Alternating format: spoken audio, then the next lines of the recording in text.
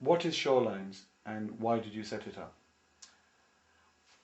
Shorelines, I feel, is a planetarium in which we can see various luminaries of the literature world. It is a seminar room in which we can have a dialogue, writers talking to one another. It is a playground where we can experiment with work and see whether a new technique works and get feedback from other writers on that. It's a network whereby we can shrink the world. Oh wait. Hush! I'm having an interview with some guy about Shorelines. I'll get back to you, yeah? Okay. Where were we?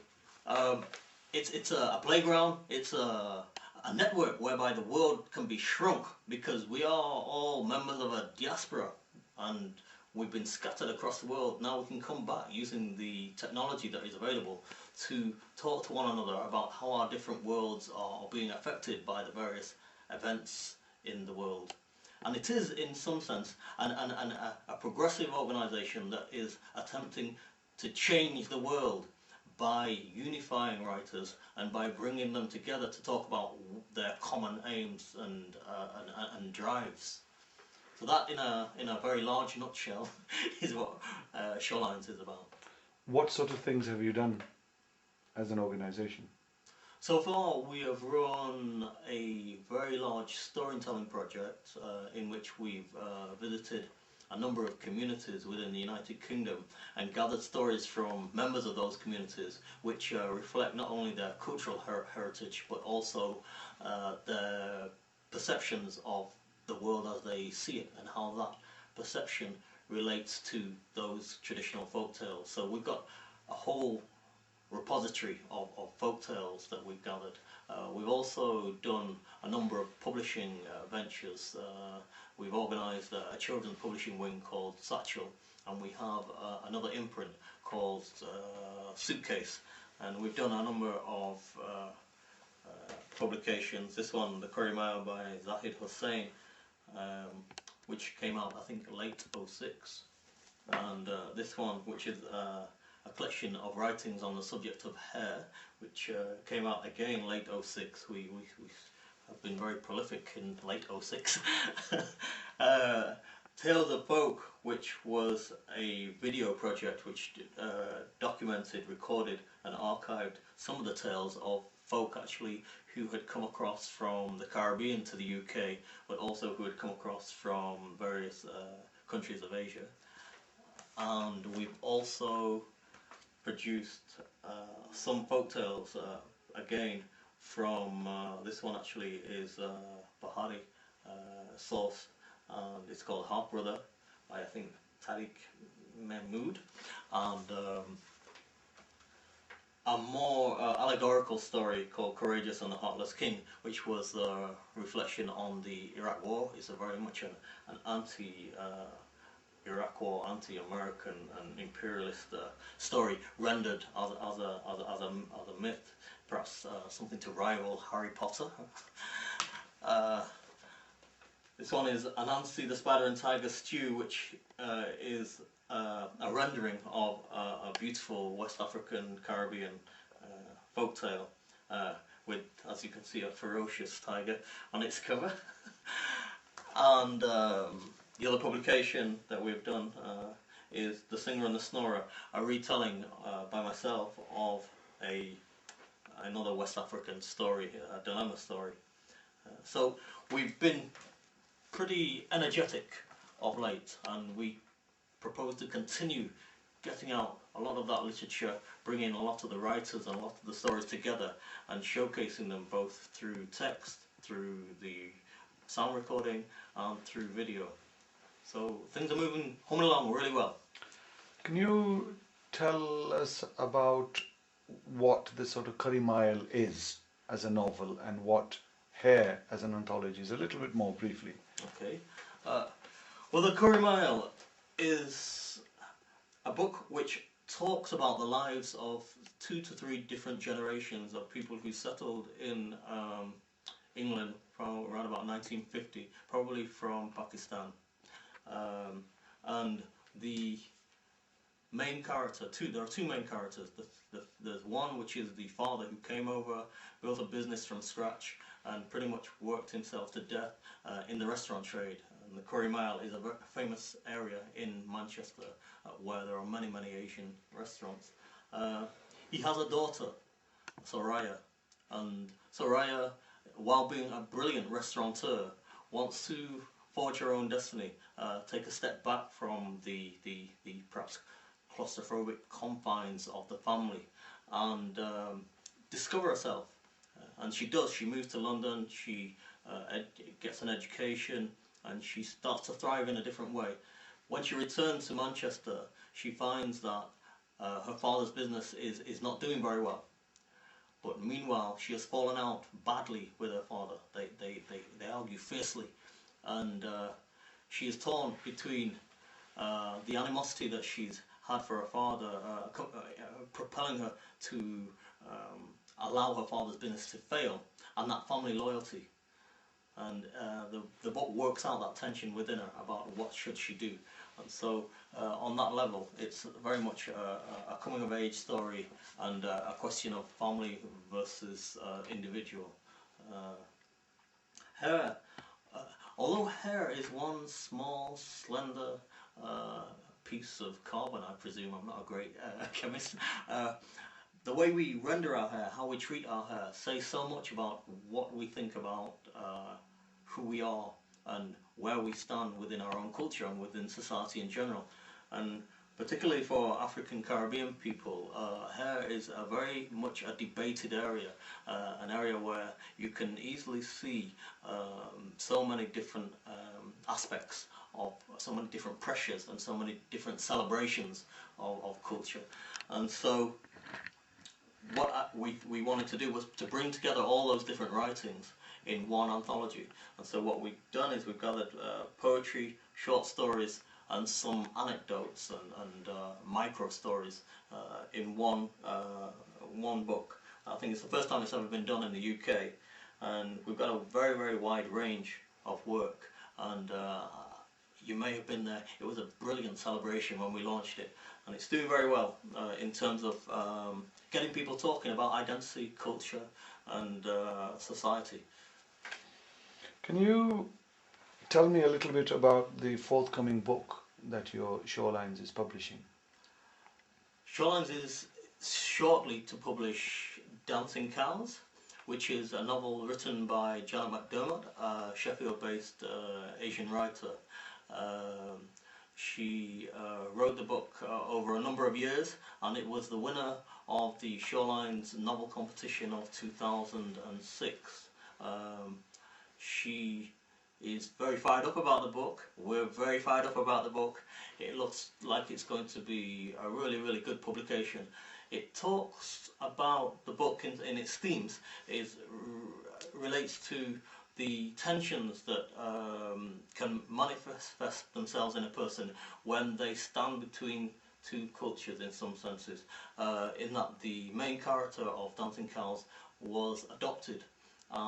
She was had a Bangladeshi parent and an English parent, and she was adopted while in the UK and grew up not really knowing her Bangladeshi parent.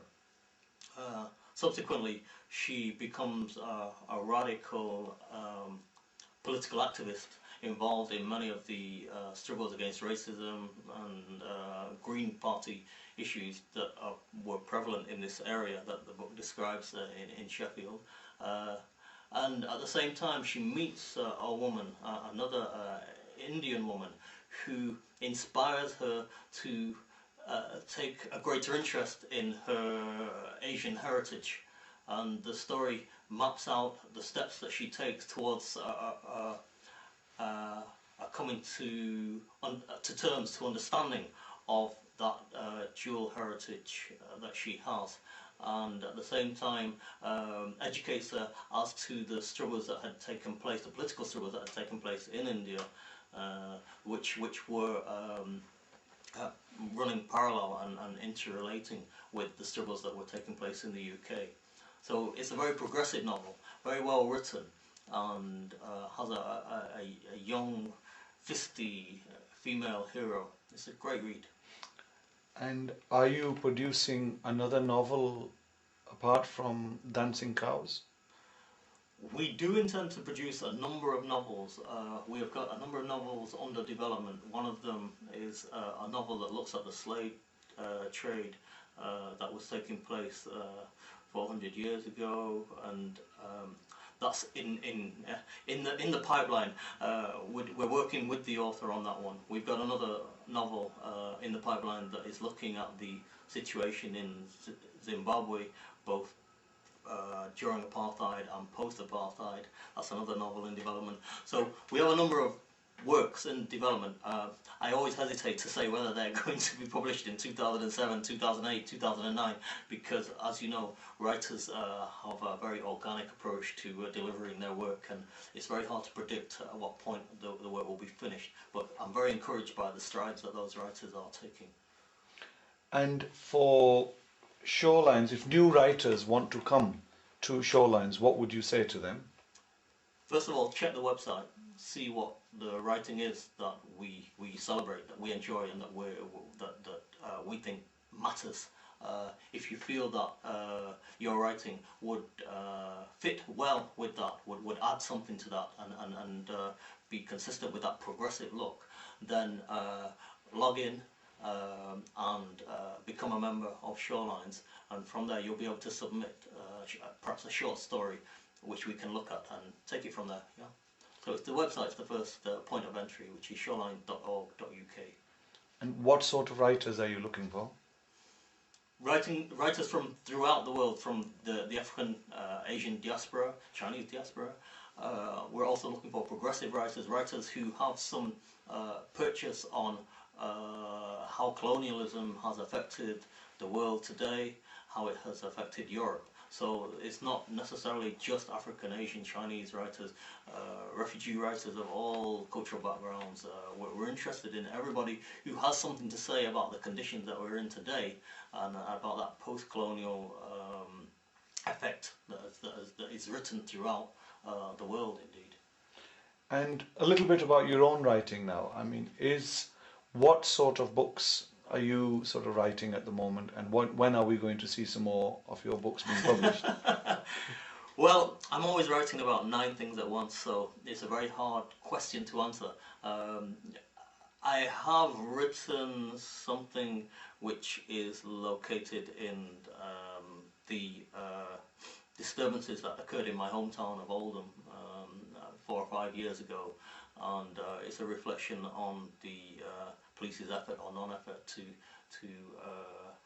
solve problems within those communities.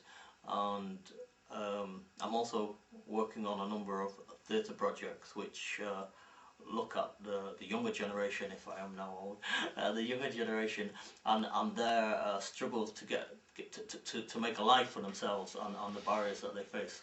But I'm being a little coy in terms of actually giving you names or titles to these works, because I often change them at the last minute. So that's me. Give us a working title of the one we're likely to see published in the near future. The working title of the novel you may see in the near future, Little Jack Horner. Could you say anything more about Little Jack Horner? I have already described a little bit about it when I referred to my reflections on the problems in Oldham, where there were tensions within the community.